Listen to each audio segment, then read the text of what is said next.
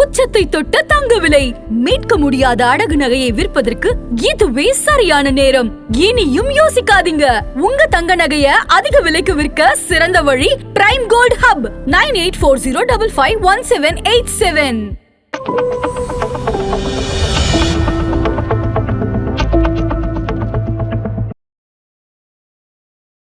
எல்லாருக்குமே இந்த தங்க விலை இன்னும் குறையுமா அப்படின்ற எதிர்பார்ப்புல தான் இருக்காங்க. ஸோ 2026 வரப்போது தங்கம் விலையினுடைய இரண்டுமே குறைய வாய்ப்பு இருக்கு.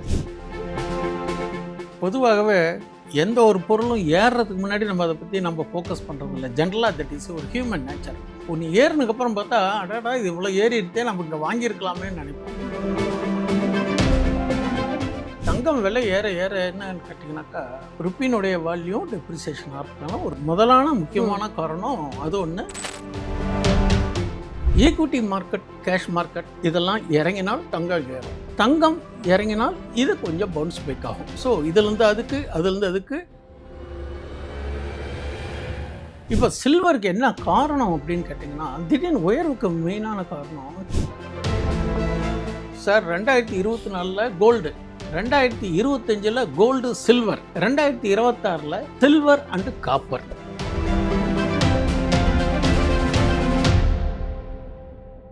ஆதன் பிசினஸ் நேயர்களுக்கு வணக்கம். இன்னைக்கு நம்ம கூட ஃபினான்ஷியல் எக்ஸ்பர்ட் கோவை விஸ்வநாதன் அவர்கள் தான் ஜாயின் பண்ணிருக்காங்க. வாங்க பேசலாம். வணக்கம் சார். வணக்கம்மா. எப்படி சார் இருக்கீங்க? நல்லா இருக்குமா, நீங்க எப்படி இருக்கீங்க? சரி, இப்போ கொஞ்ச நாளா கோல்டு பத்தி பேசாம இருந்தாங்க. இப்போ மறுபடியும் கோல்டு விலை, சில்வர் விலை இது எல்லாமே ஏறிக்கிட்டு இருக்கு.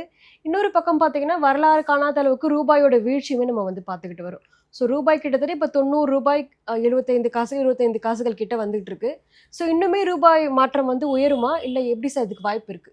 பொதுவாகவே எந்த ஒரு பொருளும் ஏறுறதுக்கு முன்னாடி நம்ம அதை பற்றி நம்ம ஃபோக்கஸ் பண்ணுறது இல்லை. ஜென்ரலாக தட் இஸ் ஒரு ஹியூமன் நேச்சர். ஒன்று ஏறினதுக்கப்புறம் பார்த்தா அடாடா இது இவ்வளோ ஏறிடுதே, நம்ம இங்கே வாங்கியிருக்கலாமே நினைப்போம். இது ஒரு யதார்த்தமான ஒரு சகஜமான ஒரு செயல்பாடு தான். இப்போது தங்கம் பார்த்திங்கன்னா ஒரு பீக் வந்தது, மறுபடியும் ஒரு கரெக்ஷன் வந்தது ஒரு போன மாதம் வந்துட்டு திரும்பி அகெயின் பவுன்ஸ் பேக். இது காரணம் என்னன்னு கேட்டால்னா எல்லாருக்கும் தெரிஞ்சு தான் குளோபல் ஈவெண்ட்ஸு, இந்த ஃபெடரல் ரேட் ஆஃப் இன்ட்ரெஸ்ட்னுடைய நிலைப்பாடு. அப்போ அதுக்கு தகுந்த மாதிரி நம்மளுடைய ரேட் ஆஃப் இன்ட்ரெஸ்ட்டும் கணிசமாக ஒரு 0.5 குறைச்சிருக்காங்க இப்போ கடந்த ஆய்வு போட்டது. இப்போ இது மாதிரி பார்க்குற போது தங்கம் விலை ஏற ஏற என்னன்னு கேட்டிங்கனாக்கா ருப்பினுடைய வேல்யூ டெப்ரிசியேஷன் ஆகிறதுக்கான ஒரு முதலான முக்கியமான காரணம் அது ஒன்று. ரெண்டாவது, உலக அளவில் அந்தந்த நாட்டினுடைய இப்போது ஜப்பான்லாம் அந்தனுடைய கரன்சி, சைனானா அந்த கரன்சி, இப்போது யூஎஸ்னால் நம்ம அந்த கரன்சி, டாலர், இந்த மாதிரிலாம் எடுத்துக்கிற போது அதுக்கு தகுந்த மாதிரி நம்மளுடைய செயல்பாடுகளும் ருப்பினுடைய வேல்யூ இருக்கும். அதுபடி பார்க்குறது பார்த்தீங்கன்னாக்கா நல்ல உச்சத்துக்கு போச்சு. தட் இஸ் ரொம்ப டெப்ரிசியேஷன் ஆகி 91 அரௌண்ட் பாயிண்ட் சம்திங் போயிட்டு இப்போ நம்ம பதிவு பண்ணுறதுனால 90.27237 இருக்குது. இந்த நிலைப்பாடு எப்படி அப்படின்னு கேட்டிங்கனாக்கா, ஒன்று எனது பார்வையில் இந்த கரன்சி ஐஎன்ஆர் 88 வந்தால்தான் ஓரளவுக்கு நல்லா இருக்குங்கிறது என்னுடைய ஒரு எதிர்பார்ப்பு. அப்படி 88 வரணும்னா அப்போ அதுக்கு தகுந்த குளோபல் ஈவெண்ட்ஸு, மற்ற கோல்டு, இந்த மாதிரி விஷயங்கள்லாம் நம்ம கருத்தில் கொள்ளணும். இப்போது பொதுவாக என்ன கேட்டிங்கன்னா இப்போ ஒரு நாளைக்கு நினைக்கிறேன், தட் இஸ் ஜப்பானுடைய இன்ட்ரெஸ்ட் ரேட்டு அறிவிக்க போகிறாங்க. மார்னிங் காலையில் அதனுடைய இன்ஃப்ளேஷன் 5 மணிக்கு. அதே மாதிரி தட் இஸ் ஆன் 19th ஒரு அரௌண்ட் 7 to 8 அவங்களுடைய rate of interest. Global interest ரேட்டை குறைச்சிக்கிட்டு இருக்கு. நம்ம இந்தியன் ஆர்பிஐயும் ரேட் ஆஃப் இன்ட்ரெஸ்ட் குறைச்சிக்கிட்டு இருக்கு.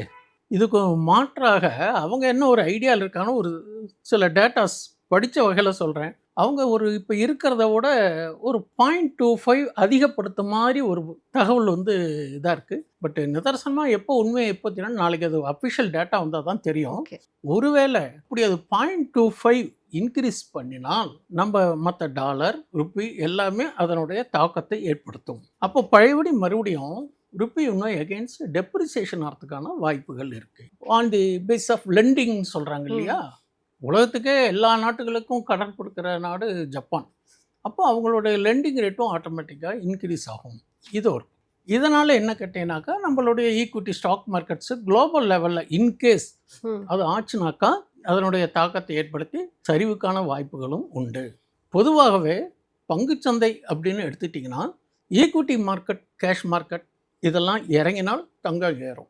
தங்கம் இறங்கினால் இது கொஞ்சம் பவுன்ஸ் பேக் ஆகும். ஸோ இதுலேருந்து அதுக்கு இன்டர்லியாக சேஞ்ச் பண்ணிக்கிட்டு அவங்க இன்வெஸ்டர்ஸு ட்ரேடர்ஸு உலக அளவில் பண்ணிக்கிட்டு இருக்காங்க. நிறைய ப்ரொஃபஷனல் ட்ரேடர்ஸ்லாம் இருக்காங்க. நாமளாம் சாமானிய ரீட்டைல் ட்ரேடர்ஸ். ப்ரொஃபஷனல் ட்ரேடர்ஸ்லாம் இதே மெனக்கட்டு ஐடியா பண்ணி டெக்னிக்கல்லாம் பார்த்து by at low sell at high கொடுக்குறாங்க. இப்போ காலையில் கூட கோல்டு நல்லா தான் இருந்தது. இப்போ பதிவு பண்ணுற நேரத்தில் பார்த்தீங்கன்னா கிட்டத்தட்ட MCX கோல்டு ஒரு 0.3% இறங்கியிருக்கு. அதேமாரி சில்வரும் எப்படி வேகமாக ஒரு ஏறி ஒரு கரெக்ஷன் கொடுத்து மறுபடியும் பவுன்ஸ் பேக் ஆச்சு. டெட் கேட் பவுன்ஸ் பேக்குன்னு சொல்லுவாங்களே, அது மாதிரி ஏறிட்டு திரும்பி இப்போ ஒரு கரெக்ஷன் வந்திருக்கு. இந்த கரெக்ஷன் சில்வர்லேயும் கோல்டுலேயும் தொடருமா? Subject to the global events தான். அதனால் நாம் என்ன பண்ணோம், ஒவ்வொரு சரிவையும் ஒவ்வொரு டிப்பையும் நம்ம ஒரு பையிங் சான்சஸாக எடுத்துக்கணுமே தவிர இன்வெஸ்டர்ஸாக இருந்தால் அப்படி நினச்சிக்கணும். ட்ரேடராக இருந்தால் டெக்னிக்கல் ஆஸ்பெக்டில் அவங்களுடைய லாப பதிவு செஞ்சு கீழே பை அட் லோவில் பண்ணிக்கலாம்.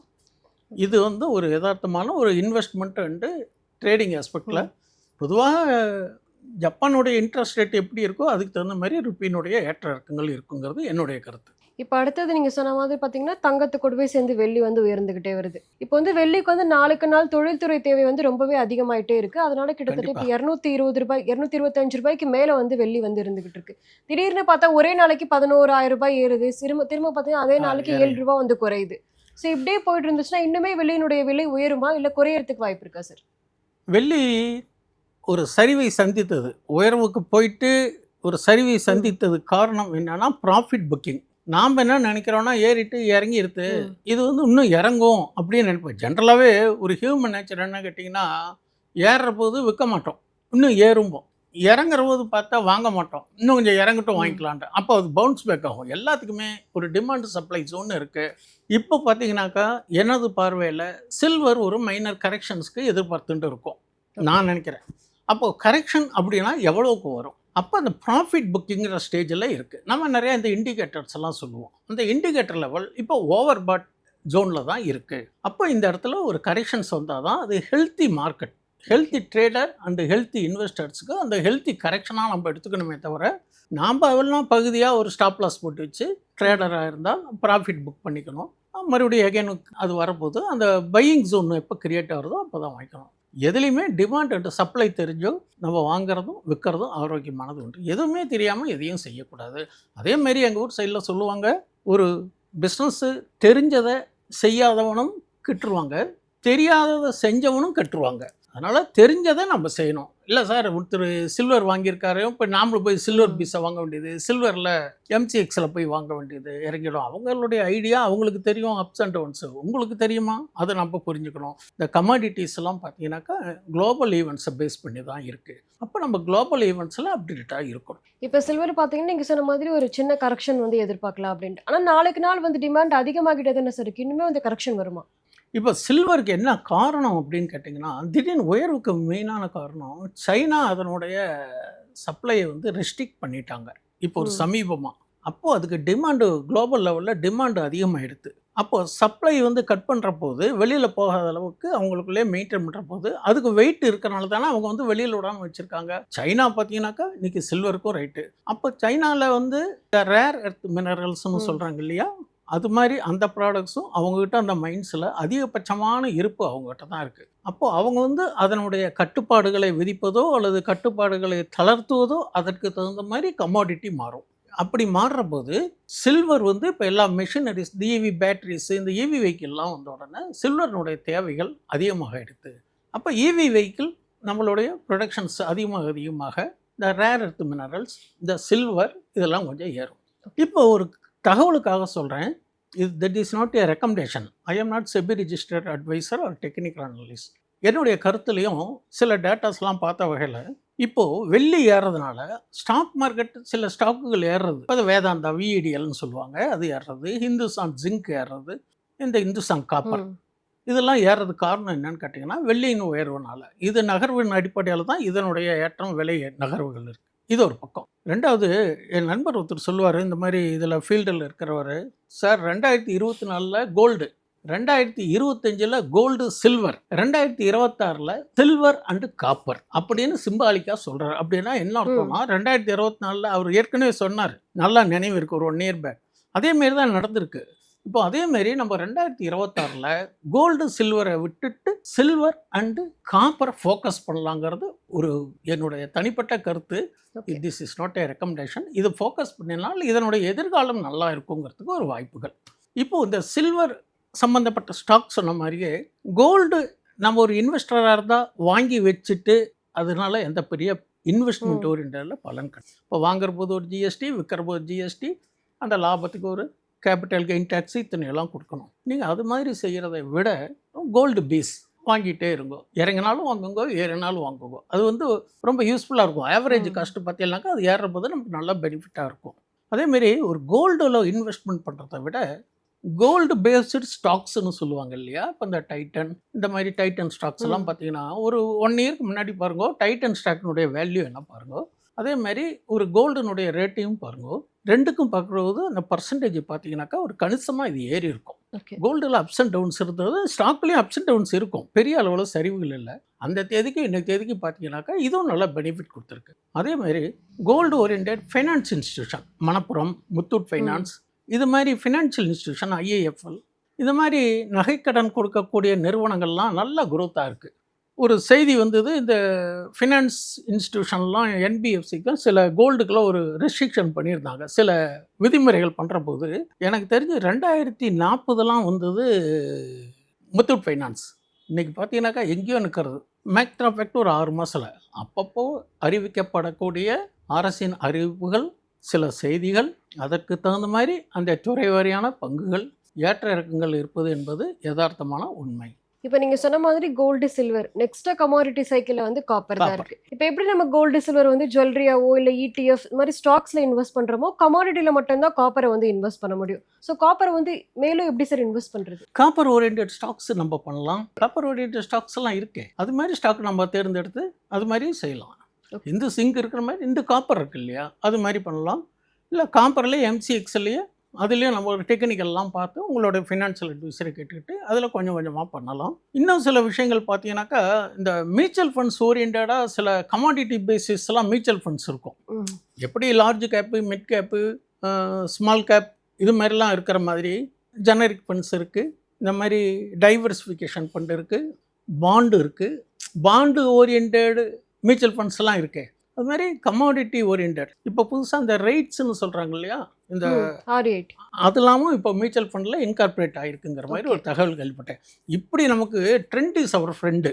நம்ம பழசையே நினச்சிட்டு இருக்கக்கூடாது. இப்போ புதுசாக என்னென்ன ட்ரெண்டு வருது, அதேமாரி சில்வர் சம்மந்தப்பட்டதுலேயும் நம்ம இன்வெஸ்ட்மெண்ட் பண்ணலாம். அது சில்வர்னுடைய கமாடிட்டியினுடைய இன்வெஸ்ட்மெண்ட் இருக்கக்கூடிய மியூச்சுவல் ஃபண்ட்லேயும் பண்ணலாம். இப்போ நெக்ஸ்ட் பார்த்தீங்கன்னா எல்லாருக்குமே அந்த தங்க விலை வந்து இன்னும் குறையுமா அப்படின்ற எதிர்பார்ப்பில் தான் இருக்காங்க. ஸோ 2026 வரப்போது தங்கம் விலையினுடைய இரண்டுமே வந்து குறைய வாய்ப்பு இருக்கா? பொதுவாக தங்கத்தினுடைய ஏற்ற இறக்கங்கள் global events and micro data base பண்ணி தான் இப்போ கடந்த காலத்தில் நடந்துகிட்ருக்கு. 2026 பொதுவாகவே நம்ம ஒரு யதார்த்தமாக சொல்லக்கூடியது வயசும் விலைவாசியும் ஏறித்துனா இறங்கின மாதிரியான ஒரு விஷயம் எதுவும் பார்த்ததில்லை. அது மாதிரி கோல்டு பார்த்தீங்கன்னா 10 வருஷமாக ஒரு டேட்டா நான் உங்களுக்கு அனுப்பிச்சிருக்கேன். இப்போவும் இந்த இதுலேயும் ஒன்று பதிவு போடுறாங்க. அப்படி பார்க்குற போது ஏறிக்கிட்டு தான் இருக்குது. ஒரு இடத்துல வேணால் கன்சாலிடேஷன் ஆகலாம், மேலே இல்லாமல் கீழே இல்லாமல் ஒரு ஸ்மால் ரேஞ்ச் பவுண்டுன்னு சொல்கிறாங்க, அதுக்குள்ளேயே ஆகிட்டு அப்போ ஏதோ ஒரு சைடு பிரேக் அவுட் ஆகும். அப்போ பிரேக் அவுட் ஆகிறபோது பழைய லெவலுக்கும் கீழே வராது, புதுசையும் கிட்ட போகாது. அப்போ அது கிராஸ் ஆகணும்னா இந்த மாதிரி ரிப்பி வேல்யூ, இன்ட்ரெஸ்ட் ரேட்டு, இந்த காரணிகள்லாம் அதுக்கு ஆதரவாக இருந்தால் தங்கம் இன்னும் மேலே ஏறதுக்கான வாய்ப்புகள் தான் இருக்குங்கிறது என்னுடைய ஒரு தனிப்பட்ட கருத்து. இப்போ கரெக்ஷன் ஒரு பலூன் ஊதிட்டே இருக்கும், பெருசாக இருக்குது, பெஸ்ட்டாக இருக்குது. மறுபடியும் அடுத்த பலூன் வரும்போது அதோட கொஞ்சம் பெருசாகலாம். இதுதானே தவிர பட் ஒரு ப்ராஃபிட் புக்கிங், ஒரு ஹெல்த்தி கரெக்ஷனாக நினச்சிக்கணும். இதை கோல்டு சில்வர் ப்ரைஸ் பற்றி நிறைய விஷயங்களை சொன்னீங்க, ரொம்பவே நன்றி. Thank you madam. மீண்டும் அடுத்த முறை வாய்ப்பு கொடுக்குற போது இன்னும் விரிவான தகவல்கள் பேசலாம்.